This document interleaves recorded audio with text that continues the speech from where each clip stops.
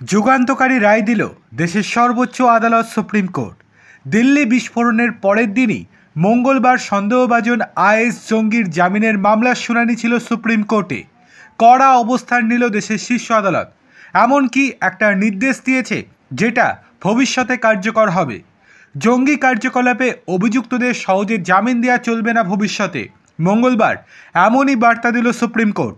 বার্তা দেওয়ার সেরা দিন, সন্দেহভাজন জঙ্গির জামিন খারিজ করে এমনই নির্দেশ।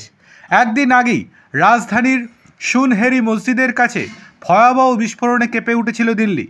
এখনও পর্যন্ত মৃতের সংখ্যা 13। বিচারপতি বিক্রম নাথ এবং সন্দীপ মেহতার বেঞ্চ জানায়, জঙ্গি কার্যকলাপে অভিযুক্তদের ক্ষেত্রে ন্যূনতম প্রমাণ থাকলেই কোনো জামিন নয়, জেলে সারা জীবন পচতে হবে। শুনানির শুরুতে অভিযুক্তের আইনজীবী বলেন, আজকের সকালটা বোধহয় এই মামলার জন্য ঠিক নয়, বিশেষ করে গতকাল দিল্লিতে যা ঘটেছে। এর জবাবে বেঞ্চ স্পষ্ট করে মন্তব্য করে, ঠিক এই সময়টাই সঠিক, একটা কড়া বার্তা দেওয়ার এটাই সুযোগ।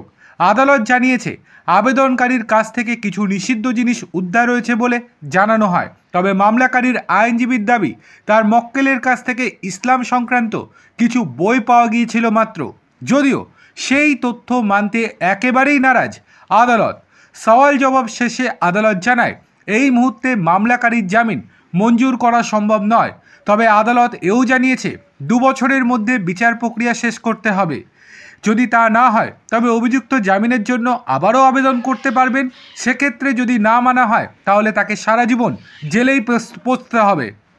বিচারপতি বিক্রম নাথ ও সন্দীপ মেহতার বেঞ্চ জানায়, জঙ্গি কার্যকলাপে অভিযুক্তদের ক্ষেত্রে ন্যূনতম প্রমাণ থাকলেই জামিন নয়, সারা জীবন জেলে পচতে হবে।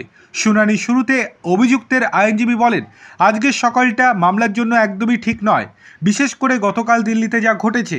এর জবাবে বেঞ্চ স্পষ্ট করে মন্তব্য করে, ঠিক এই সময়টাই সঠিক, একটা কড়া বার্তা দেওয়ার এটাই সুযোগ। সুপ্রিম কোর্টের মন্তব্য, যা যা ওর কাছ থেকে উদ্ধার হয়েছে তাতে ওর আরও অনেক দিন জেলে থাকা উচিত।